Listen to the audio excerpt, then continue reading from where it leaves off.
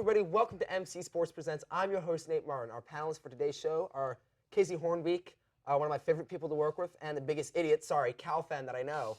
To the right of me, my co-host, the most passionate voice on MC Sports, Judge Cantrell, and my partner in crime. I do everything with this man, commentating, broadcasting, and radio shows and podcasts, Mr. Kieran Costa. Today's show will be focusing on football, whether it's NFL or college, starting off with the NFL. Obviously, we're already 3 weeks in. And we've seen a lot of quarterbacks going down, just to name them. Drew Brees, Ben Roethlisberger, Nick Foles, Sam Darnold, Eli Manning has lost his job, Josh Rosen got injured, and Andrew Luck obviously retired. Cam Newton's becoming more and more fragile with shoulder and foot problems. So guys, who do we think is going to step up? Which new backup quarterback is going to be the next star, the big underdog story in the NFL this year? Kieran, how about you? I'm going to go with Jacoby Brissett, stepping in for Andrew Luck, who we all know retired, shocker, at the beginning of the year. But he struggled a little bit in his starts. I think he had 12 starts coming into this year at like about 4-8. I'm not sure about those exact stats, but he wasn't great. But he's been great his first 2 weeks this year, and he has experience as a starter, unlike many of the people stepping in for injured quarterbacks. I think with a good coach, a good offensive coordinator, a strong organization, I think Jacoby Brissett is going to thrive in Indianapolis.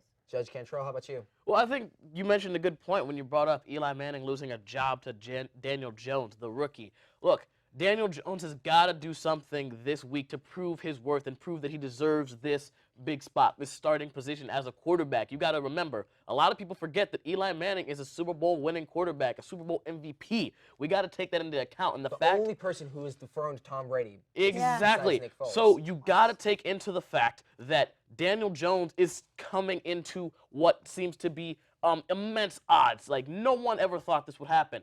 Eli goes out, Daniel Jones steps in. You got to do something here. I think Eli was averaging, maybe 2-3 sacks at least a game, almost.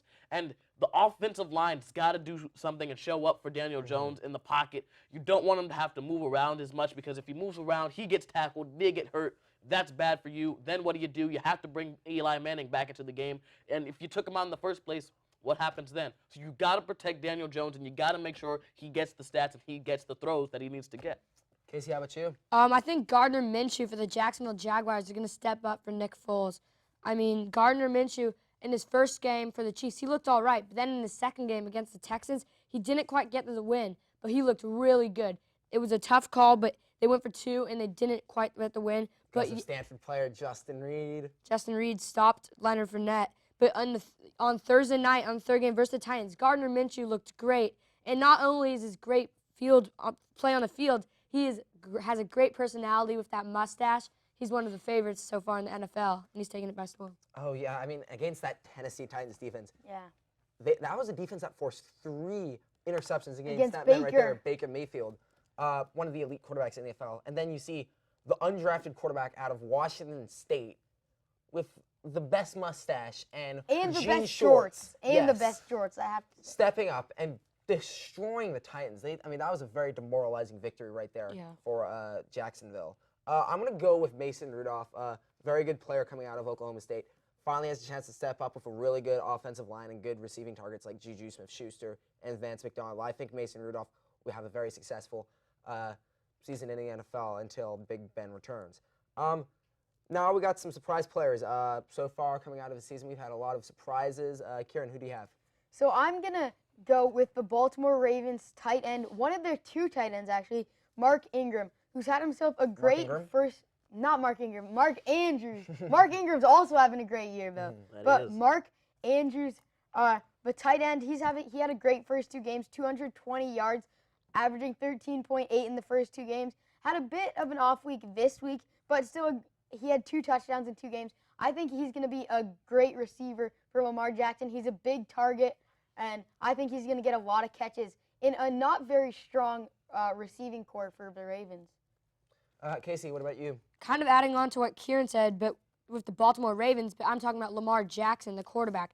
Some people may have expected him to be good. However, maybe people didn't expect him to be this good. Through 2 games, Lamar Jackson had 596 yards, 7 touchdowns, and 126 rushing yards. He has had video game numbers so far, throwing to guys like Mark Andrews and really just making them look amazing. Sorry, you said quarterback. I bet you meant running back, I think. Judge, what about you? I think when you got to talk about surprise players, since Casey went the quarterback route, I'm going to go the quarterback route, but I'm going to go down to Indy, and I'm going to bring up Jacoby Brissett, taking over for the now retired Andrew Luck. Jacoby Brissett, we didn't think he was going to get much playing time. We saw what he did in the preseason for the Colts. Now you've got big-time plays, and you've got to make them. You've got big-time play time, I should say. And, you know, you're starting for the Indianapolis Colts, who, if Andrew Luck didn't retire, a lot of people had as a wild card team. Yeah. No, not Exactly. wild card. I would have him as a Super Bowl dark horse. Look, a Super Bowl dark horse, a playoff dark horse, whatever you want to call them, they had so much potential with Andrew Luck at the helm. Now you've got Jacoby Brissett. People down there in Indy are a little bit worried. I don't think you need to be that worried. Jacoby Brissett looks poised and composed. He looks like he knows what he's doing. He looks like he's been there before, and that's exactly the mentality you want for someone stepping into big shoes like Andrew Luck. My surprise player is not a quarterback. He is was one of the best receivers in the NFL a couple of years ago. Tore his Achilles. I'm talking about Emmanuel Sanders of the Denver Broncos. In the last 2 games, he has had 180 yards receiving and 3 touchdowns. That is, Casey said it earlier, video game stats right there. That is just insane. You don't see that every single day coming back from a player who tore one of the most important bones in your body for tendons, in the body for football. I mean, that's one of the main reasons why you are walking. You know, he is succeeding with not very good quarterback, and the Broncos looking pretty solid. Surprise teams. After a couple weeks in the NFL, we figured out which teams are good and which teams are the Dolphins. Okay, good and bad. Yeah. So surprise team, Judge. Who do you have? Well, me being a San Francisco baby and a Bay Area man at heart, I got to go with my boys, the San Francisco 49ers. Now listen, yes, they played the Tampa Bay Bucks and they played the Cincinnati Bengals.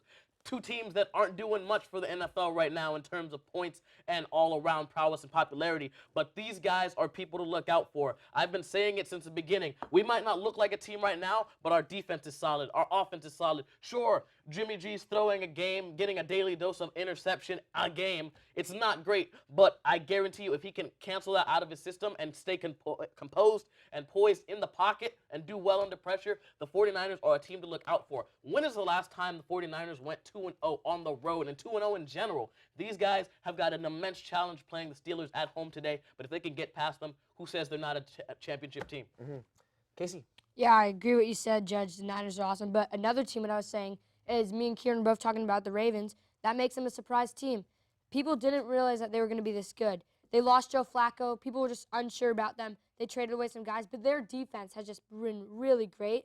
But it's not just their defense. They've just put up points, and they've really just contended this year. They can easily make it to the playoffs like they did last year, but go even farther. Ravens fans think they're going to make the AFC Championship and play the Patriots, but will they win this year is the question. I'm going to take the opposite side of you guys. I'm going to take a team that surprised me in a bad way, and I'm going to go with the Cleveland Browns. I was really high on them coming into the year, and then I was just shocked after week 1. The Titans came in and took Cleveland by storm. Baker 33 to 13. 33 to 13, and Baker threw 3 interceptions. OBJ did not look good. OBJ looked terrible. Best thing he was looking on was that watch, which was pretty flaw, I have to say. But they did not look good. And then they come back against the Jets. You're playing a 3rd-string quarterback. That win means nothing to me if I'm a Browns fan. I'm still a bit worried, and I say they have their biggest challenge of the year tonight, Sunday Night Football against the Rams. This is where they're going to prove if they're the old Browns team or the new Browns team. So I think the Browns have a huge challenge tonight against the Rams, and we are going to see who Baker Mayfield is, who Nick Chubb is, and who their rookie head coach is. That's when the dog pound needs to come through and give the energy that Cleveland needs. I'm going to agree with Judge Cantrell on this one. The Niners have been very surprising to me. Not the defense, but just the offense in general. Shanahan has built a very solid pass offense led by Jimmy Garoppolo with no number 1 receiving target besides a tight end, in George Kittle. Deebo Samuel has stepped up big time. Dante Pettis is looking to be a solid receiver. Marquise Goodwin. Goodwin looked very good in the first couple games. You don't have players like Julio. You don't have OBJ. You're just doing well with what you got, and I can respect Shanahan for that. And, of course, that 3-headed running back monster, Matt Breida, Jeff Wilson Jr., and Raheem Mostert.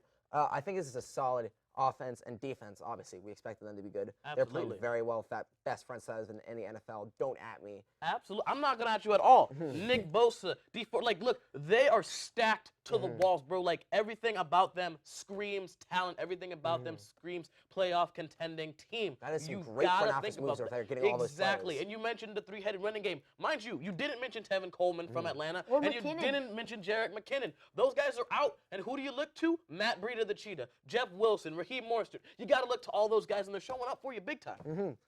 Moving on, this is going to be closing out our opening NFL discussion. We're going to be talking about the best cornerback in the NFL, one of the most polarizing figures in the league, Jalen Ramsey of the Jacksonville Jaguars. Earlier this week, he demanded a trade from Jacksonville, and who do we see him getting traded to, Kieran?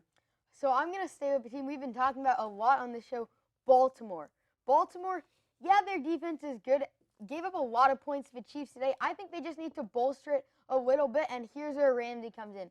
They have the depth and they have the draft picks to give up something for Ramsey and improve their defense. If this is their year, I think they need Jalen Ramsey. Okay, Casey, who do you have?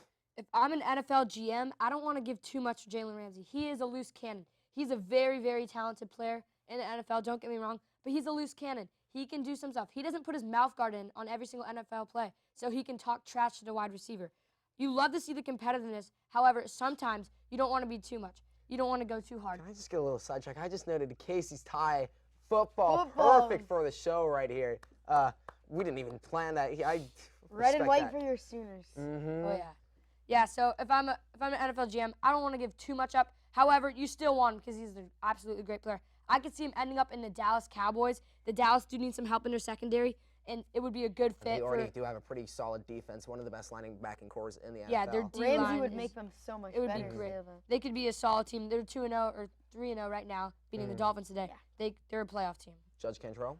Okay, well, you brought up good points. The Cowboys have one of the best defenses in the league right now. Baltimore looks pretty solid on the defensive side of the ball. Both teams do need Jalen Ramsey to add that depth to the team, but you guys got to factor in the team that Jalen Ramsey's trying to get away from, Jacksonville. Jacksonville doesn't want to let Jalen Ramsey go. It's one of the best things they've got going for them. It is the best thing that they have going for them. Exactly. And now you've got a new quarterback, not Nick Foles, but Gardner Minshew. Undrafted from Washington State. Undrafted. Listen to me. If you want someone to complement and supplement Gardner Minshew on the other side of the ball, you need Jalen Ramsey on that team. You got to help him out. You got to figure out a way to get him the ball and keep the offense on the field. Jalen Ramsey is your bet. He's your best bet if you want an interception, a forced fumble, whatever the case. You need to get out there. You need to go after him, and you need to say, hey, we want you back. I'm going to be going with the Niners here. I think the Niners they've been pretty bad in the past couple of years. Which means their draft picks still do have good potential, as they do have a very hard stretch at the end of the season. They have a great defense, but they don't really have a clear number one corner. Yeah, you have Richard Sherman, Jason Verrett's injured right now. Kello Witherspoon. Yeah, but Jalen Ramsey, best cornerback in the league. I say the Niners should trade for him. Moving on to the level below NFL, college football. Yes, sir. We're going to be starting off with some playoffs. We got playoff predictions. Kieran, who do you have? So I'm gonna go with Oklahoma. Not in this order, but I'll go Alabama 1, Georgia 2, Oklahoma 3, and LSU 4. What happens to Clemson there? I'm curious. Oh my goodness. So actually, I see them actually losing a game and not making it in. Who are they losing to? Like someone like Virginia. I just think they're gonna lose one game, and that's gonna knock them out. And it will be against a weak team because the ACC. Yeah, so ACC is not a very strong So conference. I'm gonna make a surprise pick and take Clemson out of my top 4. Casey.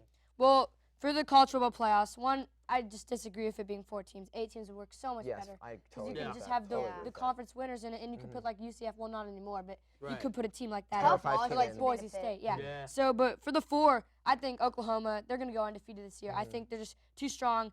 I am a little bit biased. I'm a Sooners fan, but Jalen Hurt is just so good. I was at the game last Sunday, and it was just Saturday. Last Saturday. He is so good. But Oklahoma, I think, is sneaking. I think Oregon has a chance to sneak in or as the 4 if they win the rest of their games and they win the conference. But they would need some help from other teams to lose. I think Clemson will stay undefeated, and then also Alabama will stay undefeated. I just think there's no one that's going to stop those teams. So it'll be Oklahoma, Oregon, Clemson, and Alabama. Judge, who you have? Well, it's very interesting. I'm leaning more towards Kieran's predictions, but there's a little bit of a change. So I have Alabama at number 1. I'm putting Oklahoma at 2. I'm keeping in Clemson at 3. And I'm taking out Georgia, and I'm going with LSU. I think they have everything lined up for them. I think they look solid defensively and offensively. Only time will tell how much better they get and how much progress they make. I don't think you can sleep on Clemson. They're such a great team. They've been in these kind of situations before. They'll overcome any obstacle, and I believe heavily in them. I've always been an Alabama fan at heart, and I just love Oklahoma. My family's from Oklahoma, so I'm big on them as well. I think these teams are the ones you're going to want to look out for heading into playoffs. Yeah, my one is gonna be Clemson. I just don't see them losing a game on the remainder of the schedule. I don't see how you can put you could not put an unbeaten team at number 1. You know, they're really good. Number 2, I have LSU beating Alabama when it comes later on this season. I think Joe Burrows and that LSU defense is too much for Alabama to handle. So that's why I have LSU at 2. 3, I have Ohio State. Justin Fields looking like that number 1 recruit that we saw coming out of high school. That defense is looking pretty solid as well. And number 4, I have Oklahoma going undefeated as well. I think the Big 12 is just going to be too easy for Oklahoma this year. Texas could have given them a competition, but they did not look good against LSU. Moving on to a very interesting part. We have not really discussed Pac-12 here, even though we are based in the Bay Area. Yeah. And that's because the Pac-12 has really been just a mess in the past couple of years, Yeah. especially this year. Only one Pac-12 team remains unbeaten. That is Cal, Casey Cal right there, which hurts me to say as a Stanford fan. But yeah, can we still see a Pac-12 team making the playoffs? I mean, Cal has a crazy hard schedule coming up, and the odds of them staying undefeated are very low. I don't think the committee will let them go if they go one loss. But they have to play Oregon on the road and Utah on the road, so that will be tough. Like I said, Oregon, if they go undefeated the rest of the way, they could sneak in there if they would need help from other teams. So the Pac-12 is down as well, and it seems like the last 4 years it's just very inconsistent losses, the wins to everyone, and it does feel good as a Cal fan we've always been at the bottom of the Pac-12 to finally be at the top and be ranked number 15 as of now. First time since 2009. Yeah. Kieran, who do you have? What do you think? I don't think anyone's going to make it, but I think the best shot is coming in, I thought it was going to be Utah, but they already lost their first conference game to USC, I think. Pac-12 after dark, dude. That is awesome. I love that. And then last night we had a great Pac-12 game between UCLA and Washington State. 67 to 64. Most points scored in a college football game since 2016. Yeah, so a crazy win for UCLA, but I still don't see them making it. I think, again, Oregon has the best shot if they win out, but like a LSU or a Clemson needs to lose a game for them to have any shot at the getting in at 4th. I don't see any Pac-12 team making it, but if it's going to be anyone, it's going to be Oregon. And Washington State's quarterback is a Bay Area guy. He's from Pacifica, went to Terra Nova High. 9 touchdowns against UCLA. How do you lose? Anthony Brown. It's always cool to see Bay Area guys do well. Judge?